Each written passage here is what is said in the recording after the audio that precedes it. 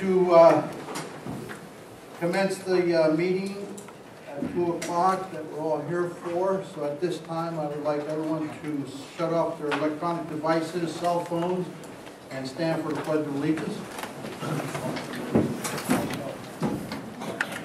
I pledge allegiance to the flag of the United States of America and to the republic for which it stands, one nation, under God, indivisible, with liberty and justice for all.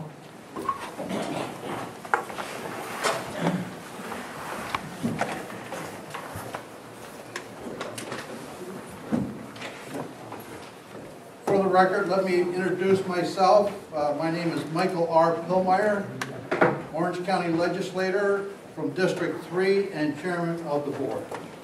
At our last legislative meeting, we passed a resolution of the Orange County Legislature pursuant to Orange County Charter Article 2, Section 2.02Q and the Orange County Legislative Manual, Section 4G, establishing a special legislative committee to conduct an investigation and subpoena witnesses, administer oaths, and require the production of books, papers, and other evidence necessary or material with respect to the Valley View Nursing Home and Rehabilitation Center. With us this afternoon, we have the following committee members that I appointed to this special committee. Legislature Roxanne Donnery to my right, followed by Legislator Mike Anagnostakis, followed by Mr. Thomas Pahookie and Mr. R.J. Smith. I am also a member of this committee. I have voting power on this committee, although I do not participate in the quorum of this committee. We also have legal counsel on board for this committee, and that is the law firm of Jacobitz and Gubitz, and they're here with us this afternoon. Mr. Jacobitz is with us, and Mr. Harold, I knew I was going to meet Mr. Howard. Yes. And we also have a court stenographer with us this afternoon who will be at all these meetings. So that's how we're going to keep track of all our minutes and so forth. So with that being said, you have also, it was established with this resolution that resolved that a report shall be issued to the full members of the legislature and to the county executive on or before September 6, 2012. So those are the outlines of this committee for a timeline for reporting back.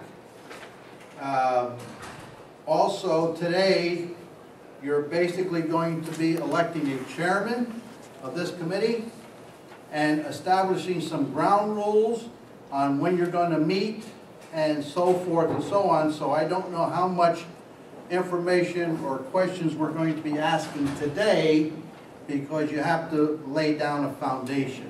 So with that being said, I think I've covered it. Does anybody have any questions before we continue? So I'm going to then now turn it over to the committee. As temporary chairman, I'm going to look for a nomination from these four people on who they would like to serve as chairman.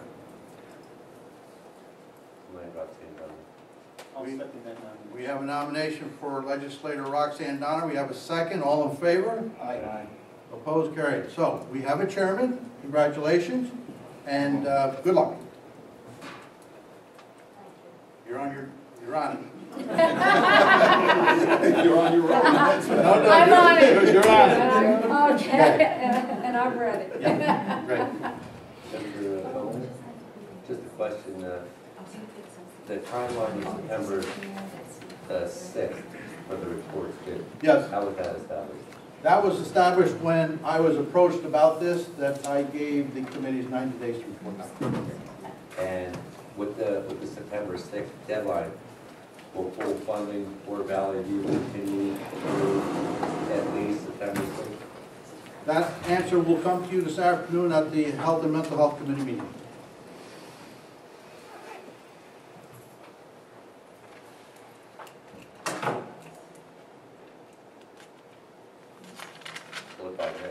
think Yeah. it's, I think it'd be counterproductive to not at least look at the report and discontinue activity. Yeah, I'm not on that committee, but September 6th, if that's when the reports are back, it's almost ridiculous to think that funding for that would at least continue so that we could look at the report and perhaps implement some of the suggestions in the report. I would almost think that in order for our work to have any kind of meaning whatsoever, Yes. that we need to have funding for at least, at the very least, minimal September, at least November 1st. So, huh? That's not our charge. That's not our. I know, but So, Mr. Pahookie, the only way I can answer your question is this afternoon at 3:30, there's a Health and Mental Health Committee meeting. That's when the answer will be available to you. Well, that would determine whether we meet again, then. I guess so. I can't give you that answer. Go ahead, next time. If I may, just to add to what Mr. Wilkie said, maybe it'll help him out. We did resolve, we did pass a resolution in the last Mental Health Committee to postpone any vote on Valley View potential sale or bringing a potential buyer to the floor for 45 days. So at least it gives us a 45-day window where no action will be taken on Valley View, where this committee can meet and start to get some information out. And maybe we can even have everything completed before September 6th. With all due respect, that says that we're not going to sell it. That doesn't mean that we're not going to continue to feed people. Well, that says that. Feeding people and selling people is the thing. I I'm not agree. worried about the sale, I'm worried about taking care of our residents. I think we'll be discussing the funding in the committee that'll come up, and I'm sure everyone on that committee will voice their opinions for continued I funding. think I'll stay. Yeah.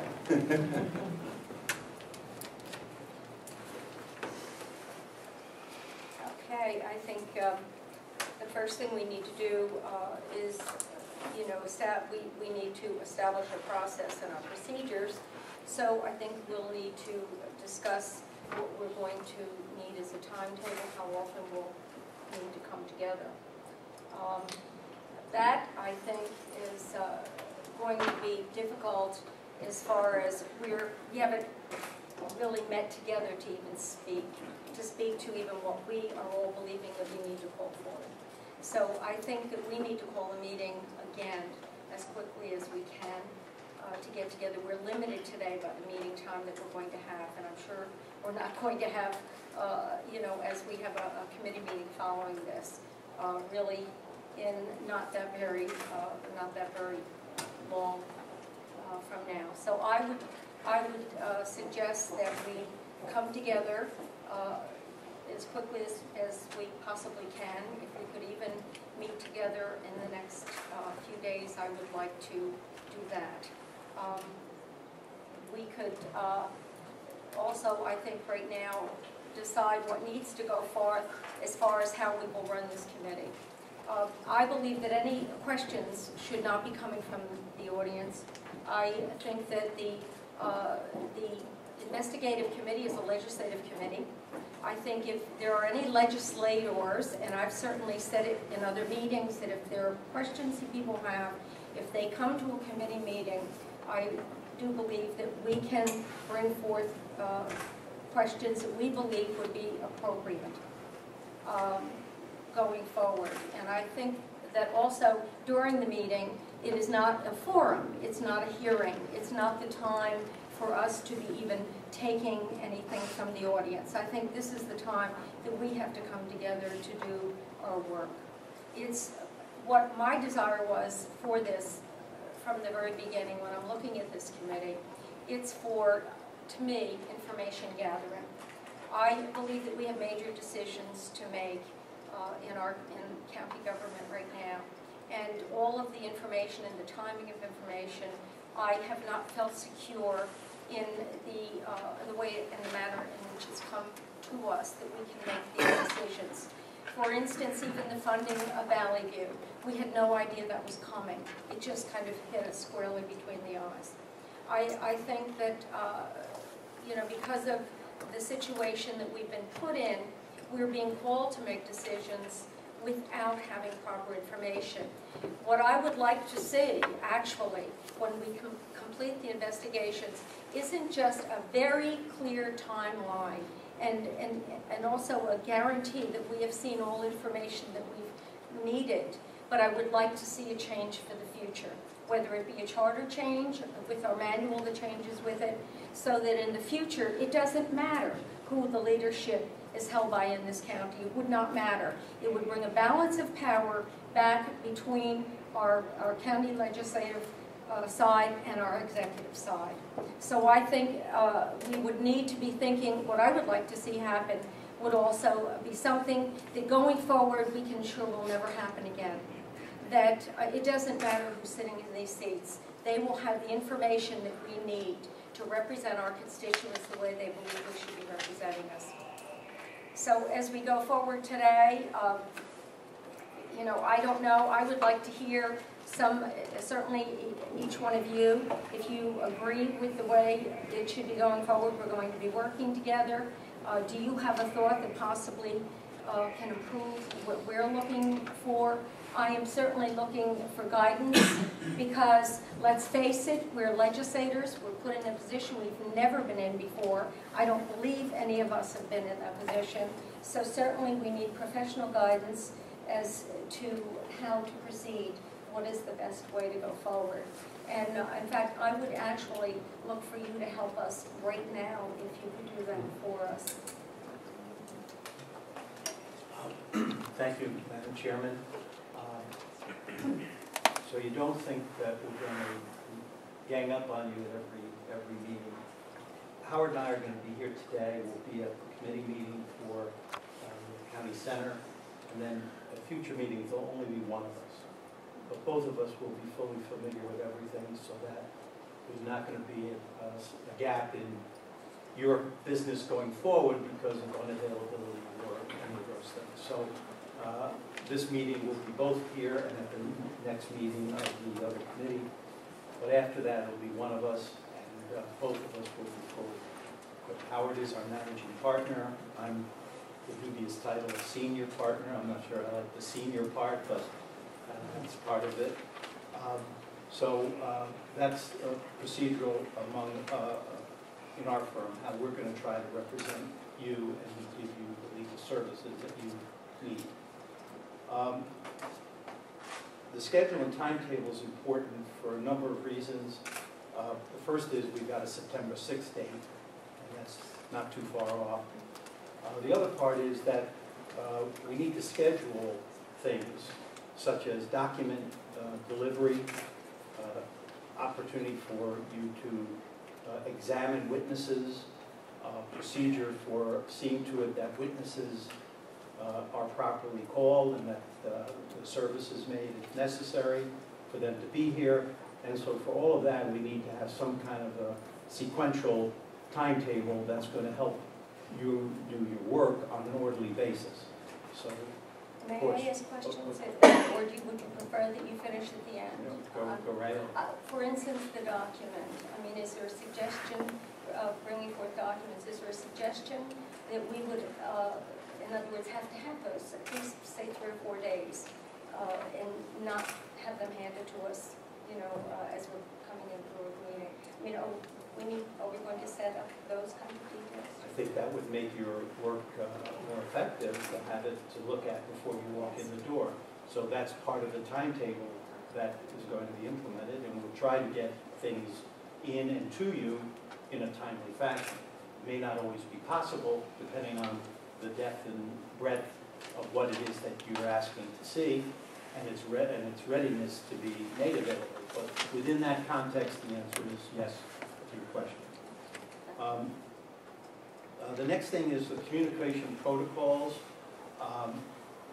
We've found it to be desirable and appropriate that anybody can ask us anything, but we're going to answer it to everybody, so that there's no question that somebody asked a good question, they got the answer, and everybody else didn't get the answer.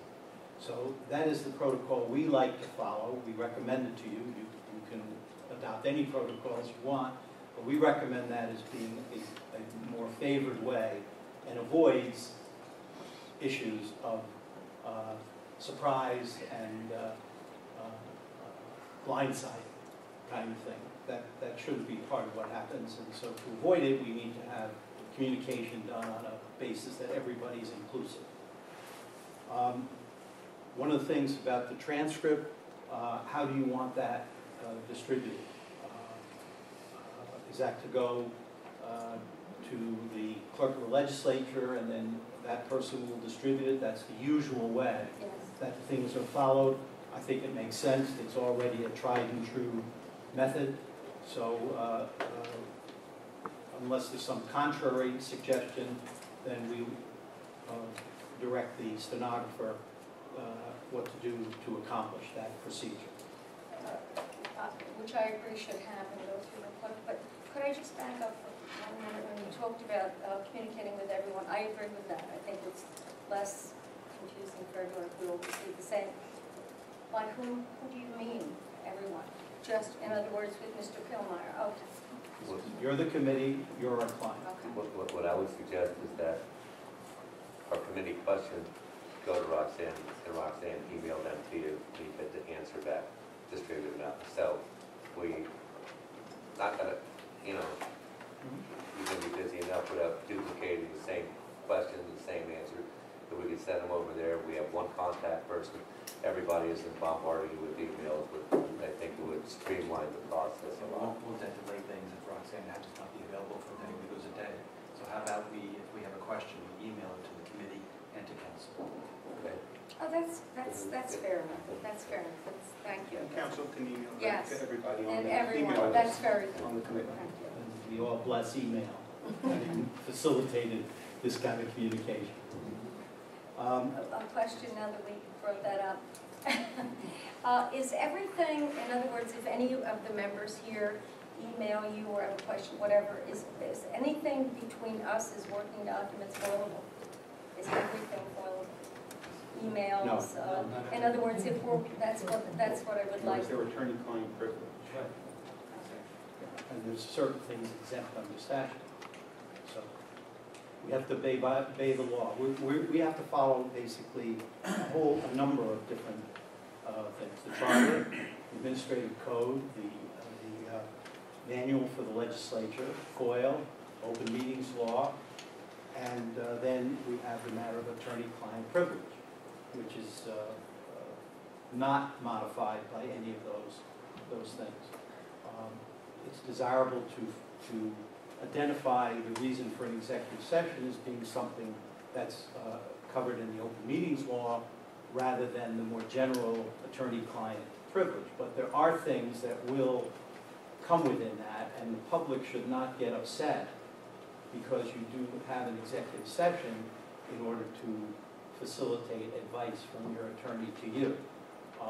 There will be issues that come up along those lines, and there's good reason to be able to explore those in an executive session so that you're all aware of the nuances to it, the effects, the consequences before it's something that is disclosed to the public or is not disclosed because it can't be. So you need to know it. So that is a standard procedure, and the public should not get upset if you have to avail yourself of it. We will try in most instances to identify the reason being in the statutory structure for open meetings law, but everything isn't going to come within those standards.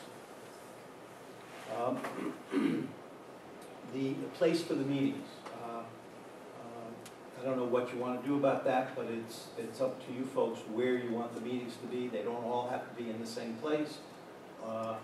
And we need to identify those locations as part of your schedule so that we'll know that the place is available if you set a date for a meeting.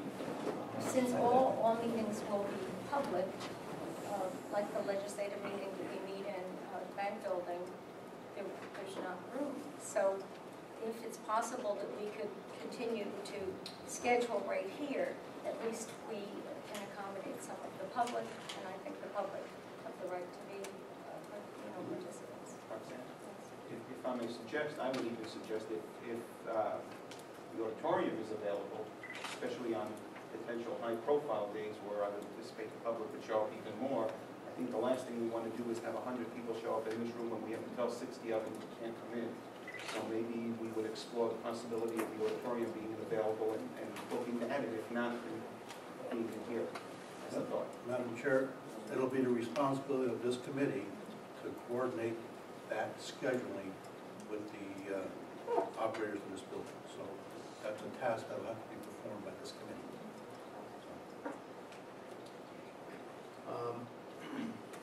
I think you've covered the issue about public participation, and the chair has accurately characterized what your job is. You are an investigative body.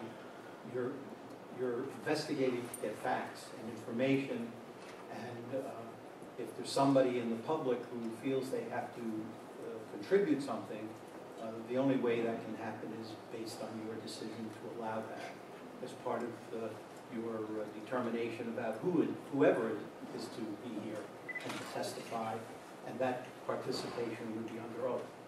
So, one of the major jobs that you're going to have initially, it deals with the nuts and bolts. Your resolution provides the scope of your investigation. It also provides the limit. Those are the words that you are going to have to be constrained by in terms of what it is you try to adduce here at the hearings, the meetings.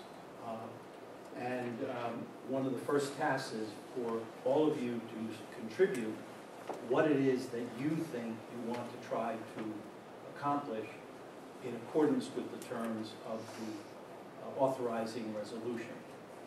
And probably a lot of them will be things you all come up with. There may be things some of you come up with that aren't joined in by somebody else. So the question is, what happens if one of you want to ask about something and the other three don't? What do you do about that situation? Our advice is that you cannot preclude any one of you from engaging in questioning, even though the others don't agree. It's not a majority vote thing. You each are empowered to conduct the investigation and to ask questions that you deem are appropriate. You are constrained, though, by the language in the resolution. Those are the topics that you're to focus on. And other things are extraneous, they're not in order, and you're not to do that, and even if there's a majority vote to do it, it's a questionable exercise of your authority, because your authority is limited by this resolution, and your obligation to the full legislature is to abide by the authority they vested in you. You can't go off and make up your own scope here. It's been determined for you. Then the next thing is, once you decide the scope of what you want to try to cover within the confines of the authorization, then the question is, how do you want to do that? Do you want documents? Do you want testimony? Do you want other evidence? Are there other consultants that you may need to engage in some activity that is going to help you perform your responsibilities? And that's going to come out of your deliberations together in addressing the items in the item 4 on this worksheet that we gave you. I don't know if you all have it. Okay, maybe I'll give this to you. Looks like that.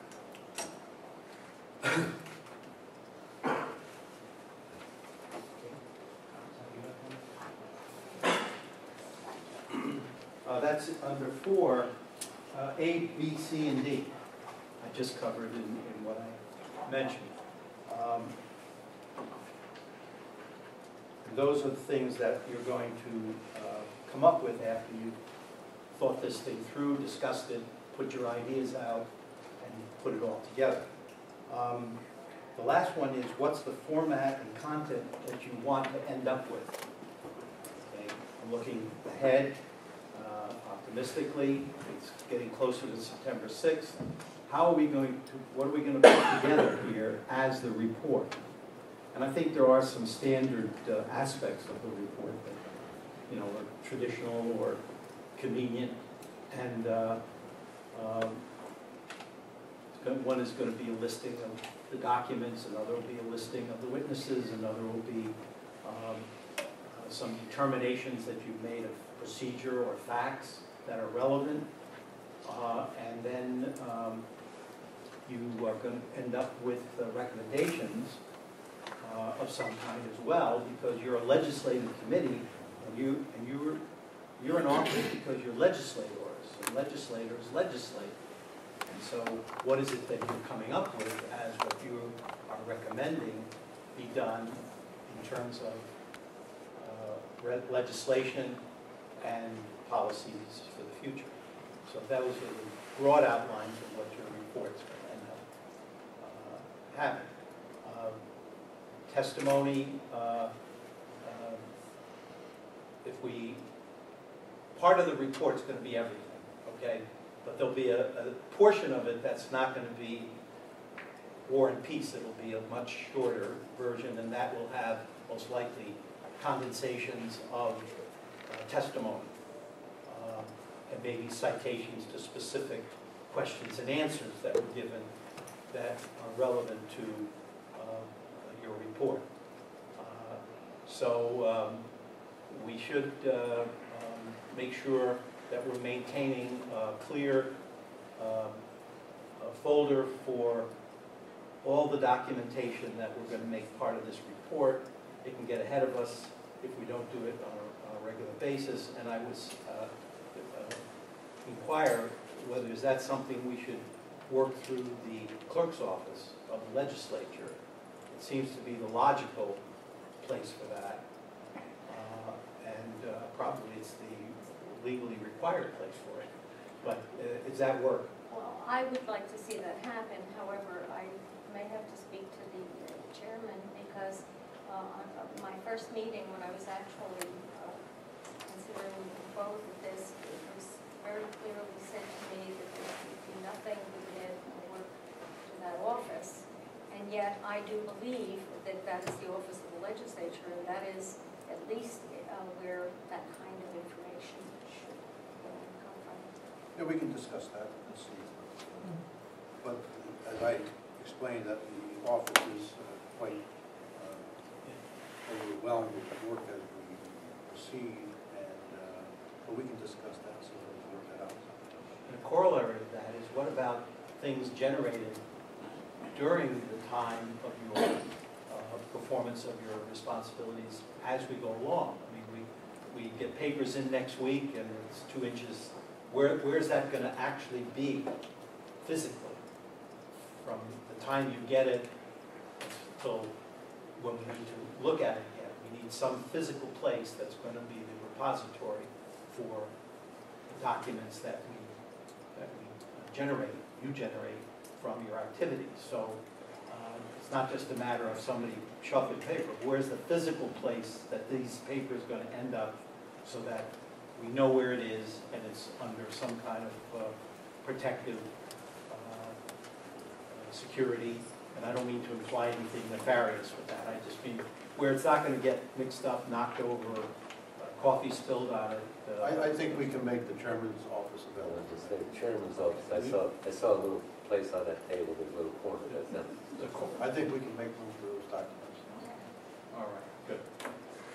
Okay, I think that covers some of the basic things. You may very well have questions, I'm sure you do.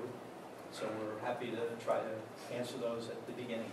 Now, in my understanding, if one of us should choose a witness that maybe we would like, whether it be someone that created the study for us or an employee in the county, whoever it is, that we do not need to have a second. In other words, we don't have to have an agreement within the committee.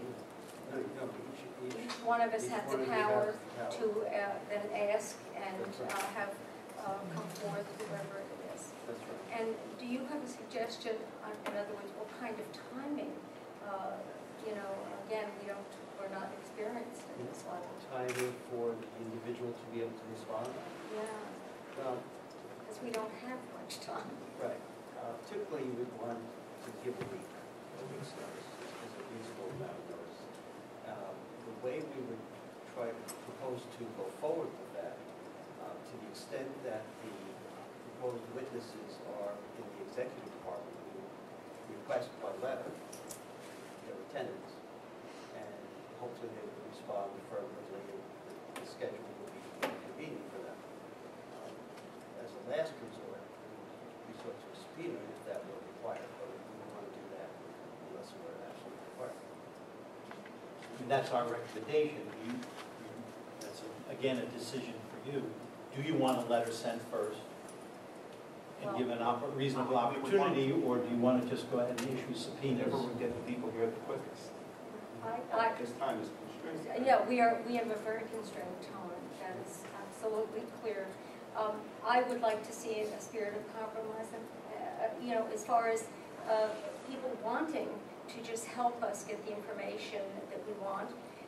And I don't even mean compromise, I mean cooperation.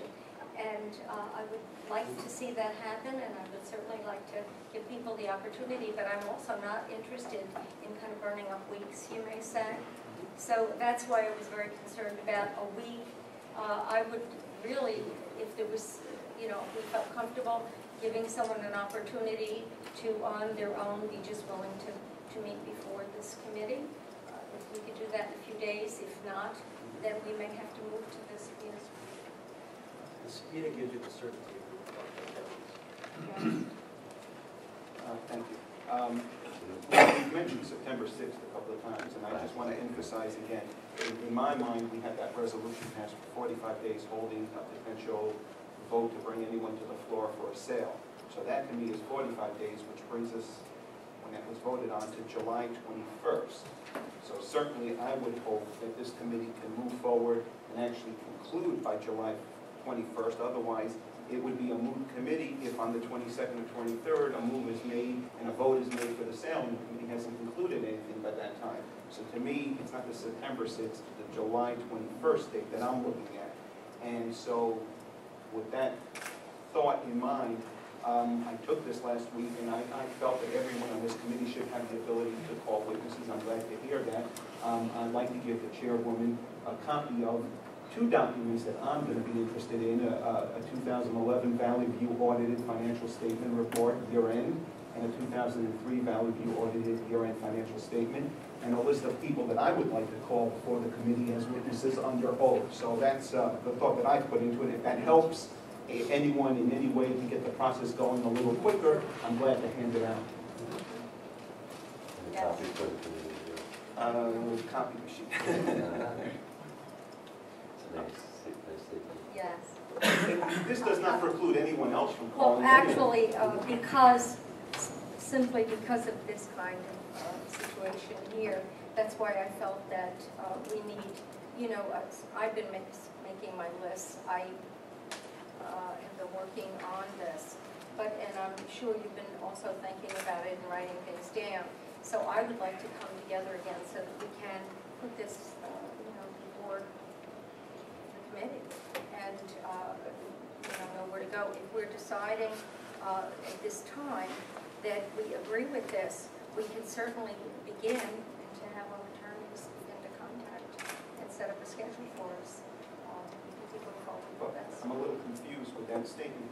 If I understood correctly, it's not that the committee has to approve any of these people being called in. You can. If I want them, they'll come. And then if other people want other people, they'll come also. So I just put that forward just to get the process going. If, we might not meet for another 3, 4, 5, 6 days, I want our attorneys to have some ability to get going on the process, because I'm looking at July 21st as the critical date. Yes. Yeah, Madam Chairman. At the risk of being oversimplistic, our charge and mission is to gather all of the information we deem necessary for the full legislature to have at its avail in order to complete the decision-making process for the future of Valley View. So what I would suggest is the first thing that we would do before calling witnesses is identifying what information that we need.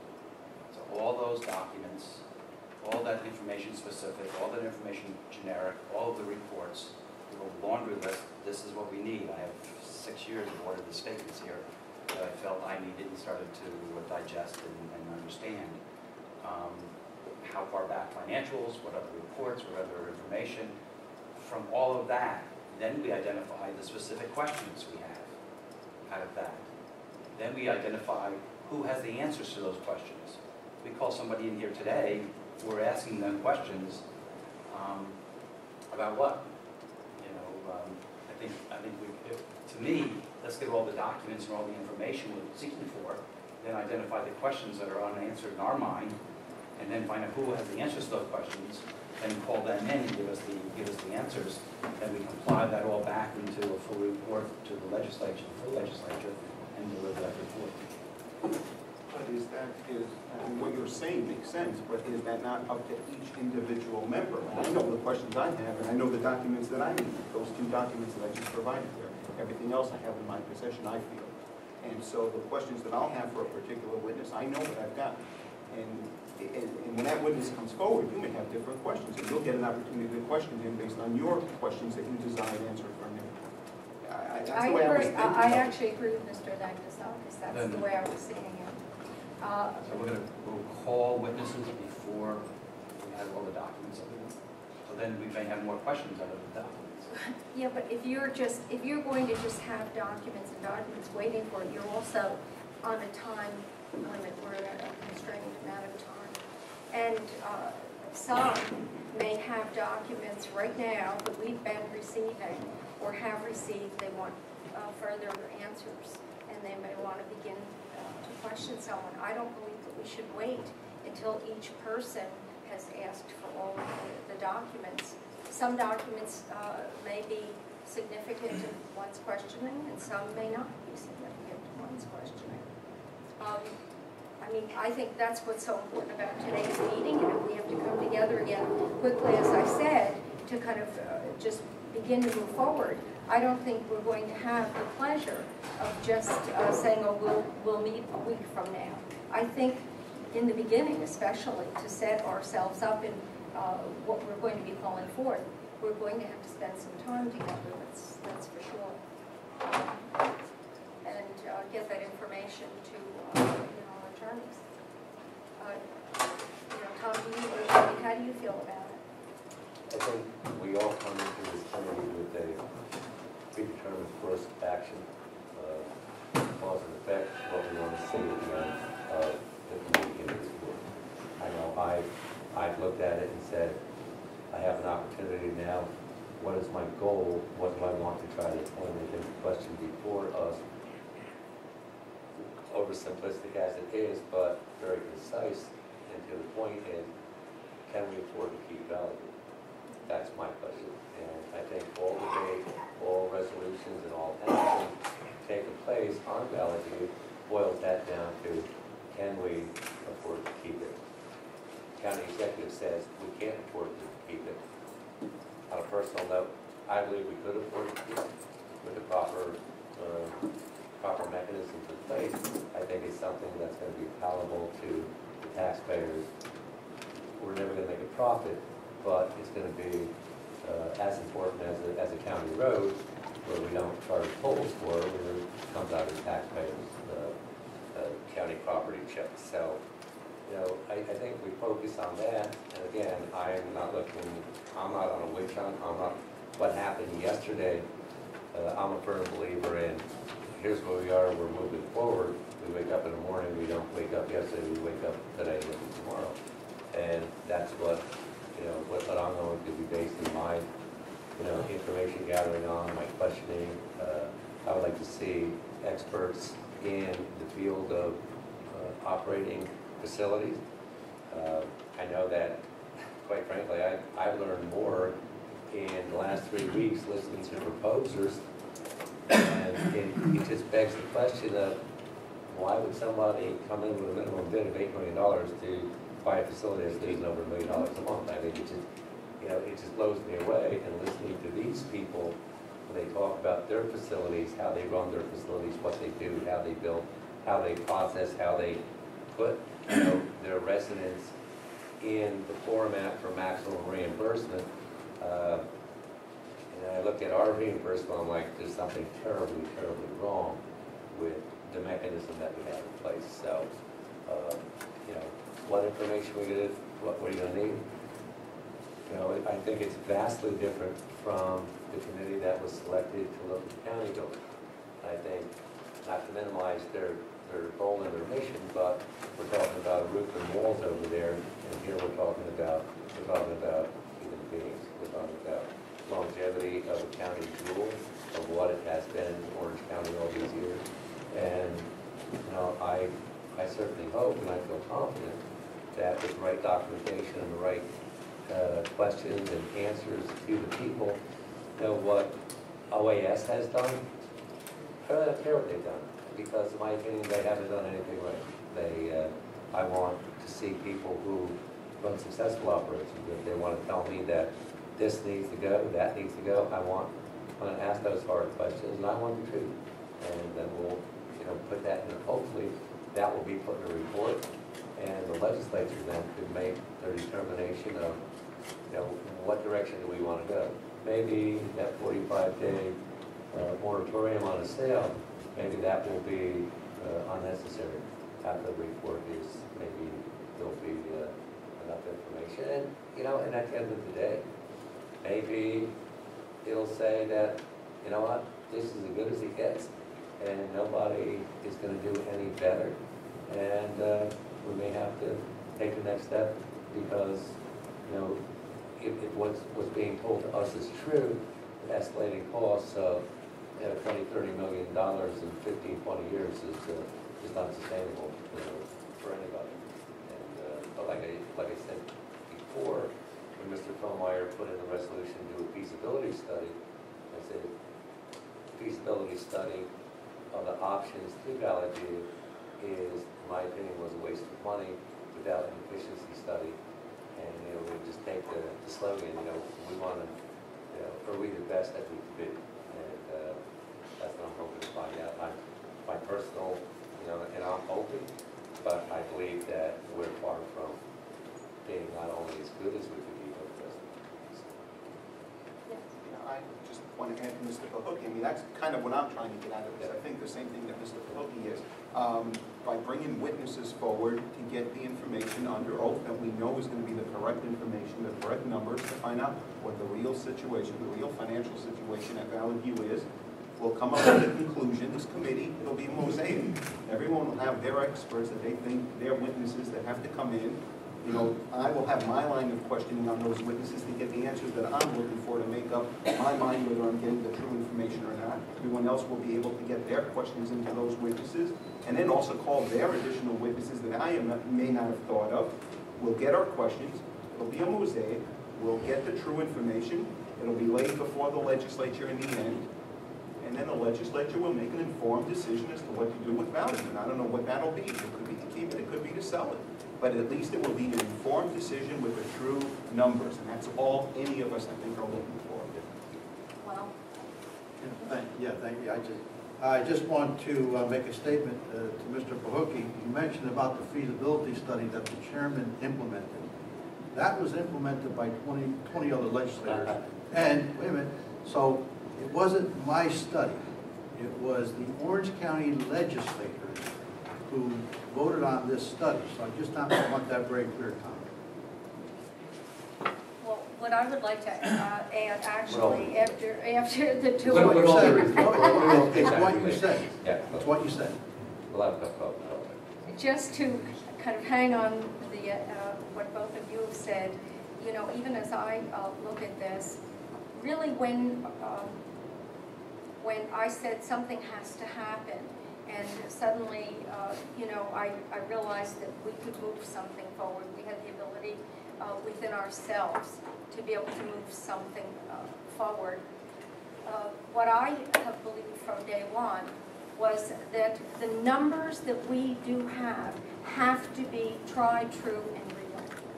And of course, with what came forth with the, said FEMA report, you know what happens when trust gets eroded?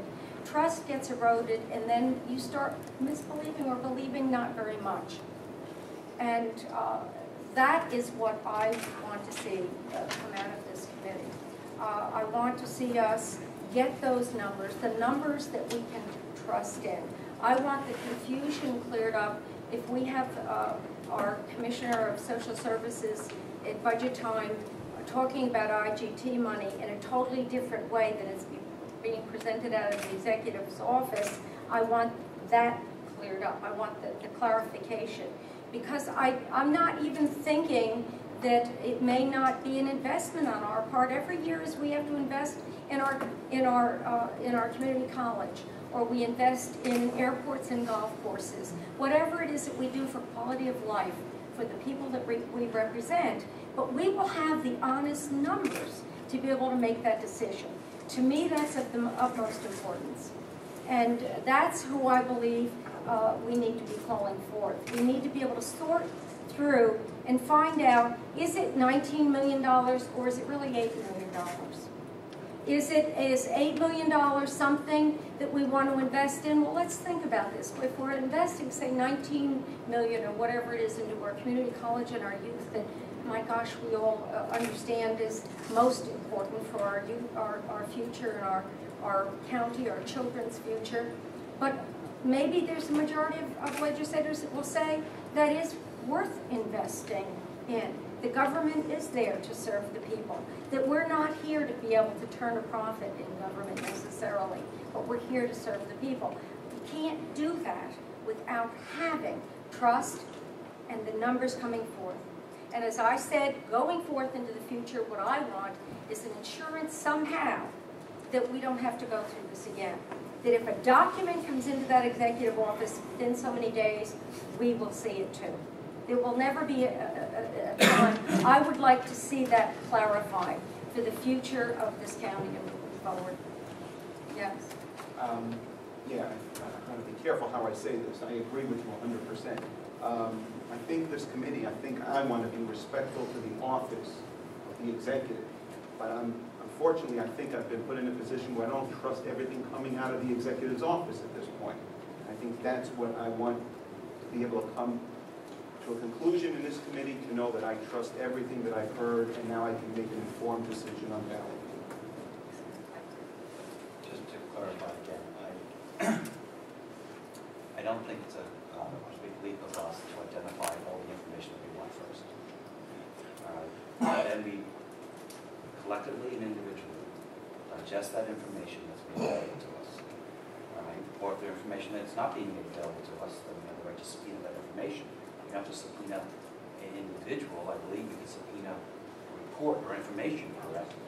And then, based upon that, individually and then collectively, we have to identify everybody we want, all the questions we have, and everybody we want to bring. And then say subpoena, we can say, come on in. They say, that's fine. They say, no, then we can subpoena.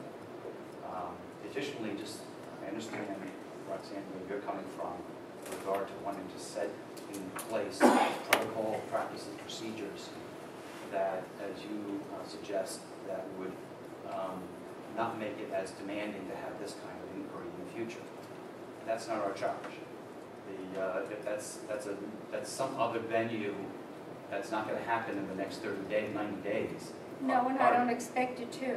I would just like to say that what I would like to see, when we are finished with this situation that we're in now, decisions have been made, I would like to see us in the legislature deal with it. It needs to be in the charter, or it needs to be in the manual, wherever it is. But I'm just giving you one of my goals. And my goal isn't witch hunt, my goal is informational. My goal is communication and improving it forever for the future. And I also do not believe that we have to have every document. We have been sitting here as legislators, a long time, and some of us certainly longer than others, and there are lots of questions. So, maybe you will need certain information that possibly someone else may not need. So to sit and then call up all the documents and wait to move forward, that does not make sense to me. When we want documents, and Perry maybe outlined that, I know I'm looking through the things. When I want year-end documents for financial reports, when I want state reports from state inspection is going back for 5 years. What's the avenue that I make that request? How do I do that? Directly, I think, To us? yes. To you? Yeah. Okay. Copy. And copy us, exactly. Well, like, for example, the request that I made a request for the 2011 year-end financial statements for Valley View and the 2003 year-end financial statements for Valley View. I handed it to our attorneys. What will you be doing on that now, please? First, we'll take a look and see if it's part of the public record that the report that's already been released is, we'll provide that right away. If it's not, we'll find out the people that prepared it and we'll collect that.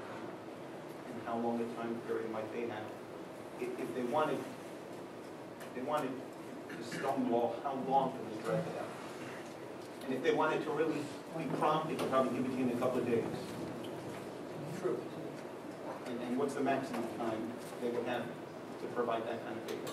Well, if they weren't able to provide it to us right away, or provide us an answer as to when they will provide it to us, and we would certainly with the subpoena, they tell them to provide it. And this would be in anyone's case for any kind of information, we would go through the same procedure. Some people may say, have you provide that to you, it's going to take me 10 days to get it. Okay, that's what it takes. And that's a reasonable amount of time. And that's- How do we determine that? That's a great question, because in the past, at one time, I requested just a records release policy. What's your policy on records release for attorneys? I wasn't looking for records, I just wanted a written policy. So if a resident's child wanted to come in, said, I want to, get records of mom or dad, 4 months before I got a copy of the policy. I don't think that's It's a policy that should be available to anybody who has a family member or a relative or an attorney who has a client in that facility. It took me 4 months to get that. That's something that should be coming within 24 hours. I will pick it up as it sends it by courier, fax it over. It's just the policy. It is not confidential information. This is what I think, and I don't single myself out, I think it was symptomatic of the process at Valley View in getting information to us. So the subpoena powers, I'm glad that you asked that question, because I didn't know that you could subpoena information. That's, huge. Yes.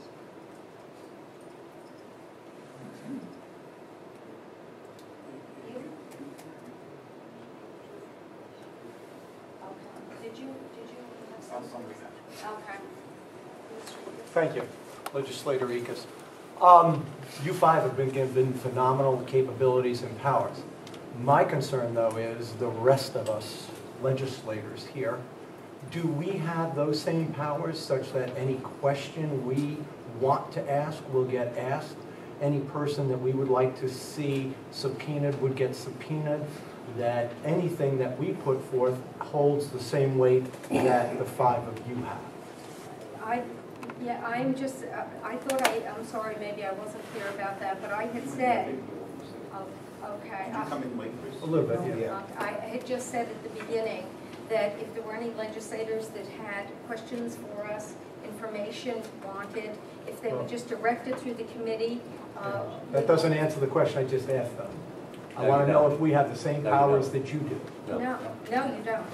Okay, Information that you might want us to pull forward, yes. okay, and then the question is, that's nice to say, present it to us. Exactly how would we present it to you?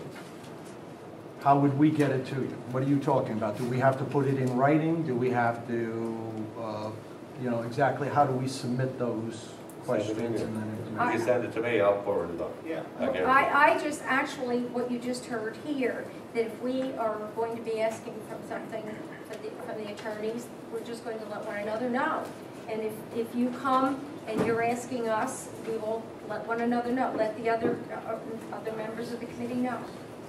And information that other legislators would like to bring forward, that's absolutely fine. Chris, send it over. I do everything except my wife won't let me sleep with it. I'll hit the button forward and send it on. No time left. 5 minutes, it'll be at the attorney's inbox. For any legislator. But just to clarify, legislators don't have the power to subpoena this committee. Yes, yes, Katie. I think that's understandable. I'm sorry, Kate, yes. Thank you. My question is somewhat along the lines of legislative pieces. In the information that you're receiving from the questions, will all of the legislators receive all of those answers for our review as well? Yeah, I was going to say, not till at the report, it would come So out. as the dialogue is going back and forth with questions and answers, we will not see any of that until the end. That's what the select committee would be. Okay, I just want clarification. But if I may, the way I'm reading this, and correct me if I'm wrong, I would think if Ms. Benelli had a witness she wanted to bring forward and she had a specific question of that witness, she can't do it. But she might talk to me and I might say, Katie, that's outstanding. I never thought of that. I will call that person in and I will ask that question. If you were at the committee, you'd hear the answer. That's So what in I- other words, the only information I would get is if I had a question. If I don't have any questions, or I do not want to have anybody come before the committee, I wouldn't see any information until the very end. But there won't be a weekly review. Well, unless they think. Yeah, if you're attending the Well, let's meeting, say I can't make a meeting, then you will get the final report. and you're going to get information from the stenographer, and we're not going to see that until the end. Katie, if you have a question, and you say, I'm saying if I don't have a question, I just want to keep monitoring what's going on. come to the meetings, that's it, yeah. There won't be written briefs distributed after every meeting. Okay, so where does the information the stenographer's doing go to at this point? We'll go to the, It's not coming back to us. Yes, yes, it is. Right. Yeah, whenever she has the, I'm getting it some advice. Okay. Understand.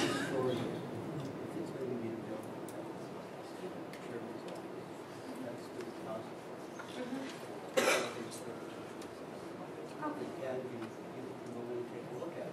There's some security That would be Just so subject to them being here. Right, what is being suggested is actually what we've done in the past,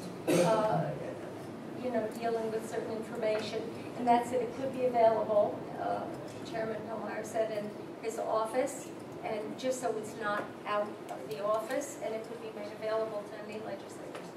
And is that what you're going to do? Okay, great. He said Thank we you. can make that decision. My feeling is openness, whatever is the proper thing to do. I'm willing to listen to the advice Thank you to very much. move forward.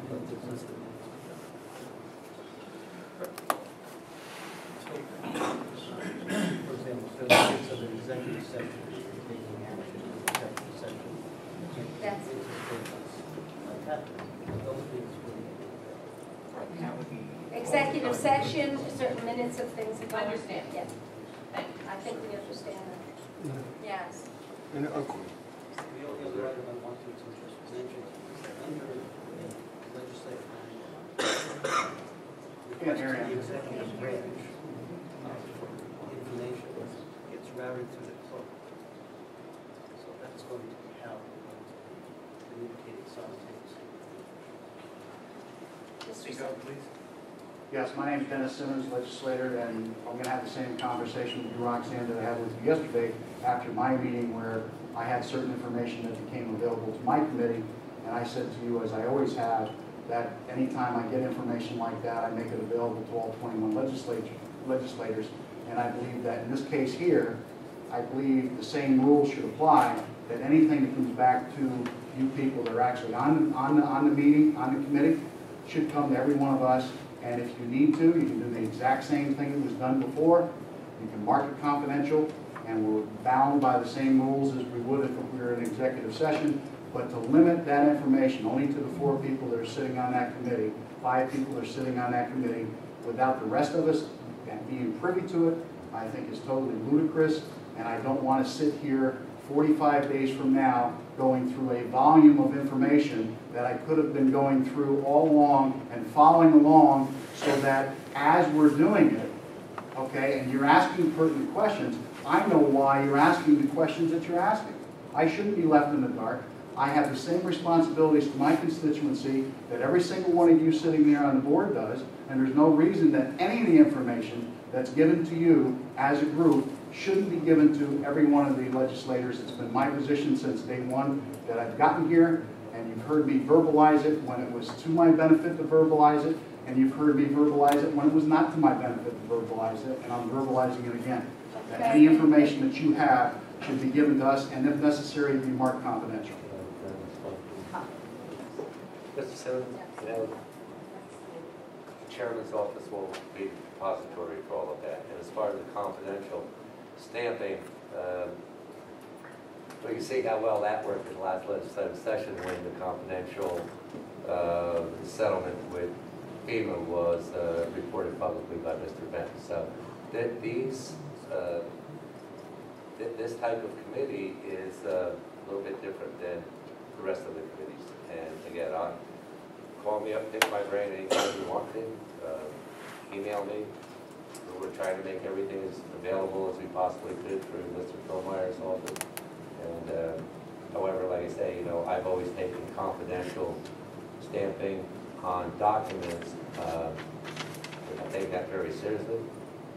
Unfortunately, there was a major breach by one of our colleagues in the last legislative session that I think is going to make people quite hesitant to see how strong that that confidential stamp on a document is going to be.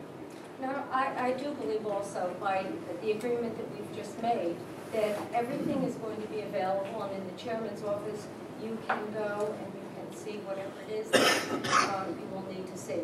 This is not a typical legislative meeting. It is investigative.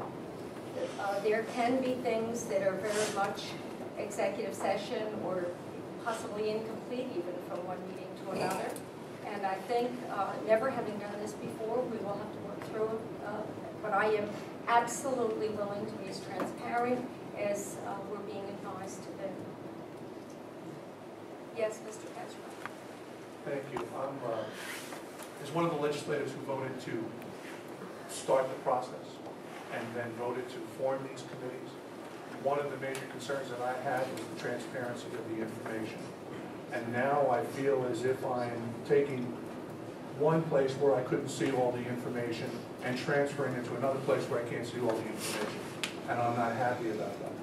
I would ask that one of the members up there make a motion to share everything that comes in with the rest of the legislature, have someone second it, and vote on it. Because I want a transparent committee. I want to be able to see everything as it comes across. If there are members of our legislature that can't handle a confidential stamp, well then I guess they'll be brought out in public and embarrassed again over and over again until they figure out how to handle a confidential stamp. But I don't want my access to information restricted because there's someone else in this group who can't handle it. Mr. Cash, I agree with you actually, and I do agree with the total openness. The only thing that I'm a little bit hesitant on, and maybe it will have to be just situation by situation as we move forward, would be again something within the investigation, maybe something that was not completed or something you don't want to partially, whatever. If you're asking a question to the attorneys, right? Can we do this? Can we do that? Should we do this? Should we do that? I want to be in the CC back. There's no reason why I shouldn't. And I request that one of you make a motion to do that. Let me please just listen to the attorneys that we. I suggest you digest the comments in the committee. Let us Speak up, please. I suggest that the committee digest the comments that have been made and let us discuss a strategy that accomplishes those and make the decision at your next meeting.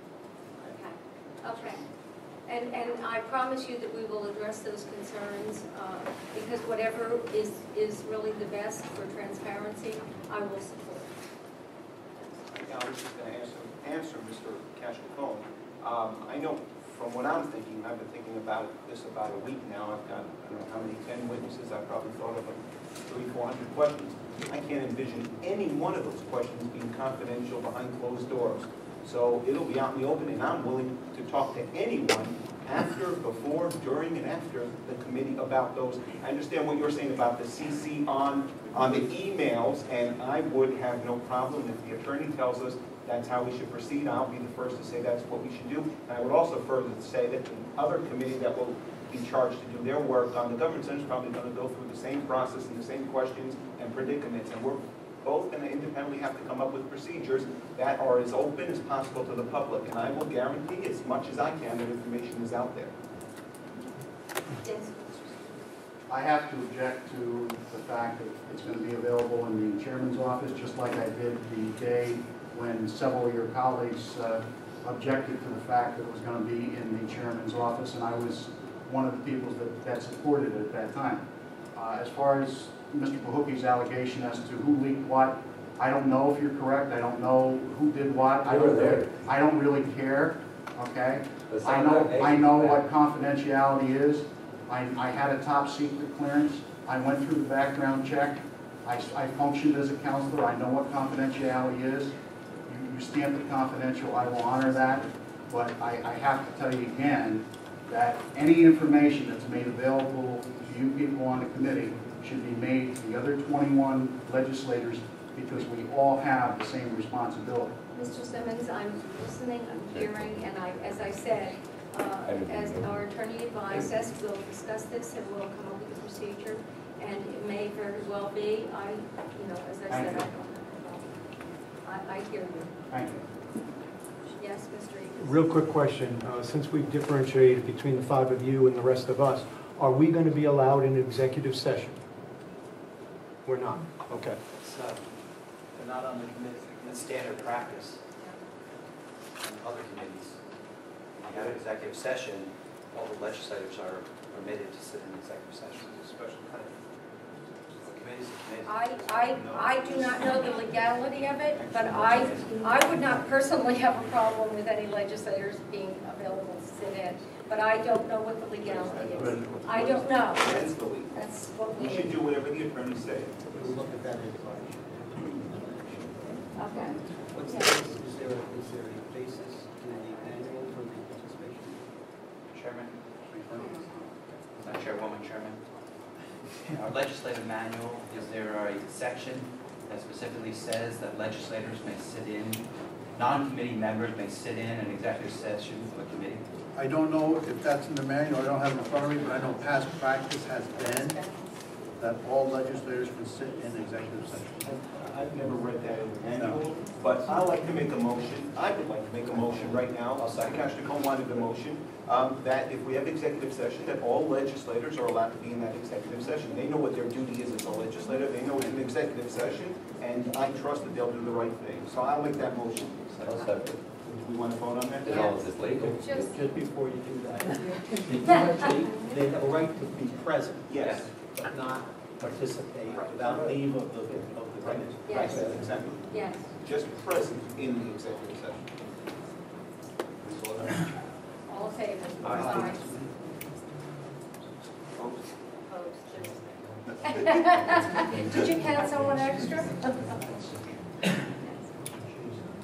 Just as a protocol, as a standard of practice, procedures, I think it would be appropriate, I think it would be appropriate, to the extent possible, as the stenographer has completed the script. Transcript.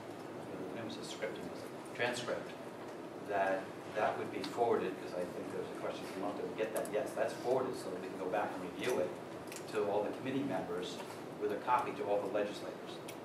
Likewise, any reports that we get, financial reports, water reports, whatever all public information anyway, that's forwarded to all the legislators.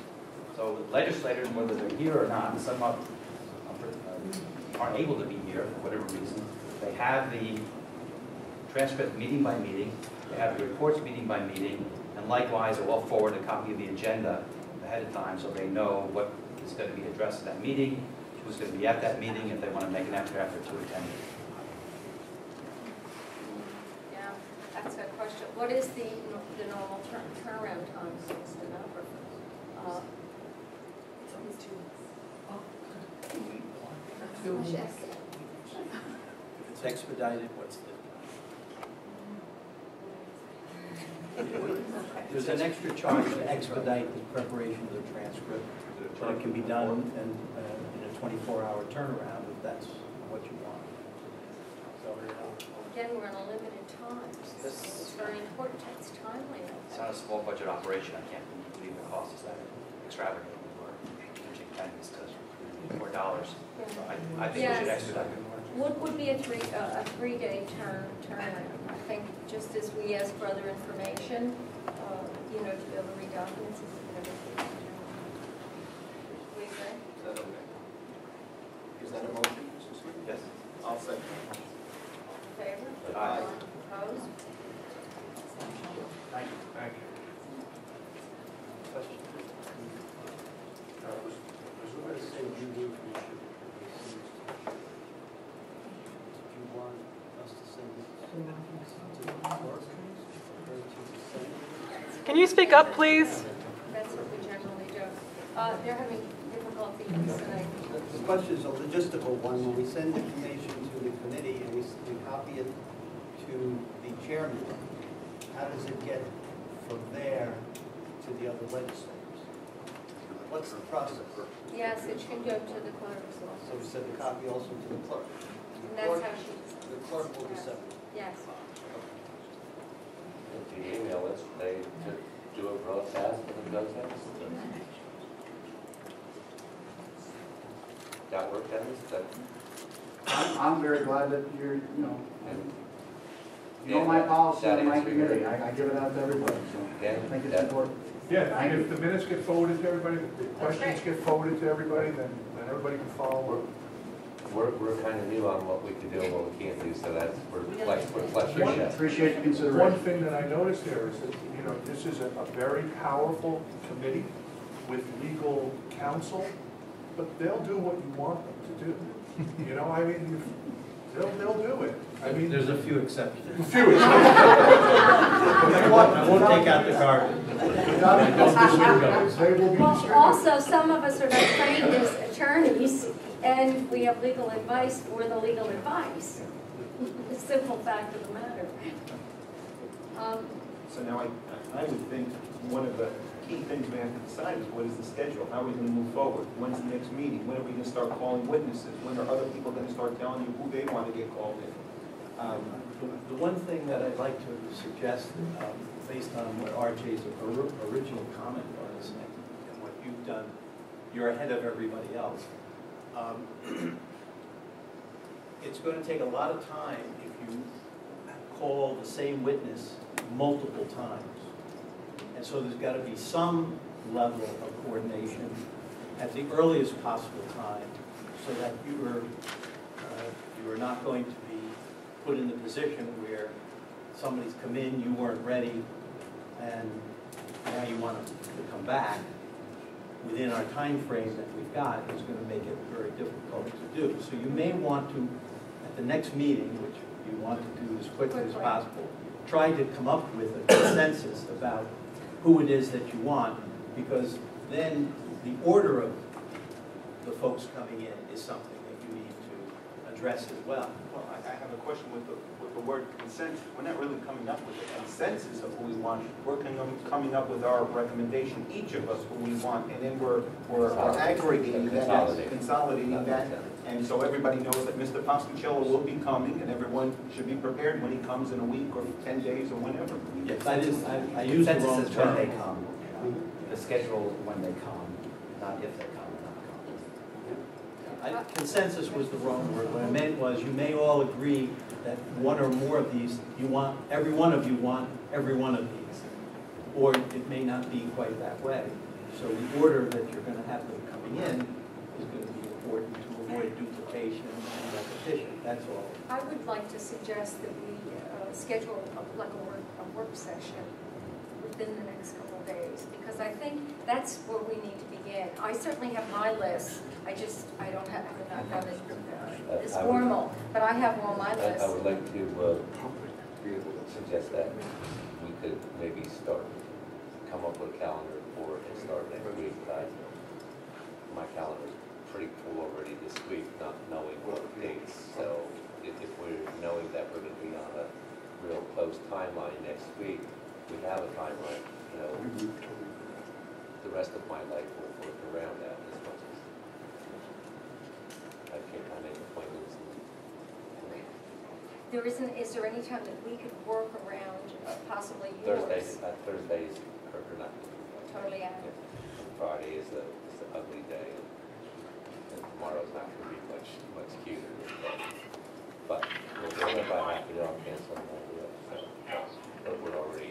Is it, how would it, the next meeting for actually the Government Center investigator, that's, when is that, Monday? Monday. And I don't know if you plan on being there, but is it Monday's possible fine. that we could set maybe an hour before that scheduled time? Because most of us may want to be back out here, and maybe meet the hour before, if that would be appropriate. We can have that work session.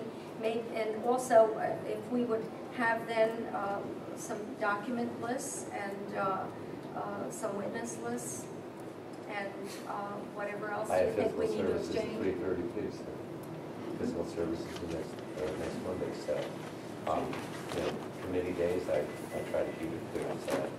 Okay, is that possible? Because, well, there may be times that everyone isn't going to be able to come together. And we're going to be meeting often, and I think we have to set, you know, the first meeting. And I just think if most of us would be coming out to that next. Monday is fine, I guess. Just Monday. 1 o'clock at Monday. I'm saying 1 o'clock on Monday. We'll say happy birthday to Frank Carbone. Oh, So now, what happens, I've heard I can't from the end of the table, what happens when one person in the committee can't make it? Now, we'll go to a different date and someone else can. Someone else can't make it, I mean, yeah. how do we handle it? I don't know. I've already done that a couple of times, we've had two days we Yeah. can't make it, and then I can make it those days. Right. So how do we handle it? Well- Well, if you can't make it, you can't make it. At the work session, bring your calendars with you. You've got to work this out. Well, this, you know, But RJ's point is valid, Mr. Bahook. We have can't already make it on said Thursday no. or Friday. I Let's believe, talk about that on Monday. well, I believe we should move forward, and because there is the investigative committee that we'll be coming to, and I believe that we should meet before that, and then we'll work that out. If you cannot make it, would you maybe be able to give us a calendar of times that we would be able to work? I'll voice an objection to meeting when I can't make it. Go ahead. But 1 out of 5. I would just say just before the committee. I mean, I don't mind if we met after, What time does the committee meet? 2 o'clock. That's fine. And then I think after that is another committee, Physical right? services at 3:30. 3:30, so. And You're I, meeting at if, 1 o'clock? or if you'd like to meet at 5, that's fine. I will make myself available. Is that good? Well, then let's do 5 o'clock on Monday. Do it 5, do it 7, I don't care. 5 o'clock on Monday, RJ, work session. bad for me, but I'll have to break in. Madam Chair? Yes. Now that you've made that decision, I think it's imperative that you contact all the other legislators and let them know that this is also their opportunity to put forth requests for documents as well as witnesses too. And that's important to get out. There's a number of legislators who are not here today.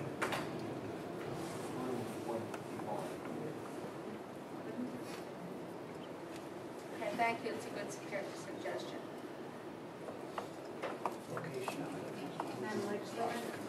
Where is the meeting will be here, and so we will, we're bringing lists, Establishing establishing calendar. our calendar. Establishing possibly a list of documents, whatever. It's a work session. You're not going to get any meat. But we're still gonna have a step. Oh, yeah. Yeah. Oh, yeah. And to an extent that we can, I think we should schedule meetings ahead. Absolutely. That's Every what we Monday need to all or every arrive with Monday. our calendar, be able to set that up so we can look ahead. Yes, I'm sorry. Madam Chair, a question for the public. Will they be allowed, will they be open meetings? Everything is going to be an open meeting, guys. There may be executive sessions, there may be a reason for executive sessions. Well, if they're, then they'll be told, we will have to say that ahead of time, there's an executive session, but at this point, the work session will be open. Yeah, I I may one more time. How are we handling, is this helping you at all? Because again, how long is it going to take for witnesses to get subpoenaed and brought in here? And again, everything's out in the public, so I'll name it for the record. I've asked for Ed Diana, David Jolly, Bill Coscacello, Donna Strecker, Ken Rosenberg, Nick DeSantis, Orange County Accountant, Joseph Martello and Anthony Moreau and Valley View Accountants, and Joel Kleinman. I've asked for those people. So hopefully we're going to start, and it might be 10 days or 2 weeks before we get our first one in here. Is that what I kind of heard before? Well, if we're going to send a letter and/or a subpoena, it has to have a date. When they have to show up, that's so We have to have a calendar. We'll work on that one. Okay. If you give us that, we can then try to expedite within the framework of what you're setting as your schedule. Or take it. Can we subpoena private citizens? We can. Can we? We can. If they have a contractual relationship with the county. Well, not necessarily contractual. Well, a relationship with the county. Could you repeat that? The question? Can we subpoena private citizens? I mean, one of the, on the list there's a private citizen, it's not an employee of the Does county. it relate to the scope of the, it does, then I would say yes. And Mr. Smith is right, one is a private citizen on that list.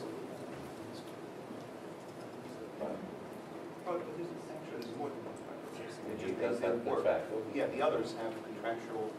Well, actually, his tie is that this is his nature one itself, so there is some sort of contractual. There is. Mr. Bergman. I'd just like to wish the committee good luck in your investigation and inquiries. I'm happy to see that you're working through the process where transparency is guaranteed for not only legislators but for the public. And I hope at the appropriate time the committee invites Mr. Chobar of OAS to come in and speak to you. I'm very curious about the history, the background, going to the right of first refusal, that specific issue, and other issues about management and mismanagement. I actually have Mr. Chobar on my list, so, and again, the opportunity will be, contact us, we'll ensure you that what you have, we will put on the list.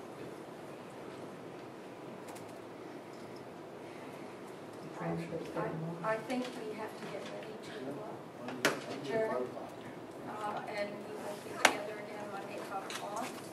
Have our list, bring our calendars, any thoughts that we have. What is the location of that? Could I have a vote? I don't think the TV bank have a consultant, CPA, help us understand the audits. So we need to hire outside counsel, we need to have an independent accountant. The thought and the chairman's responsibility was to hire the counsel.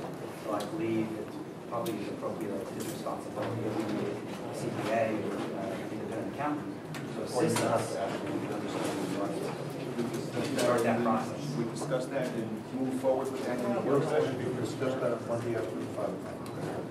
Okay. Motion to adjourn? All in favor?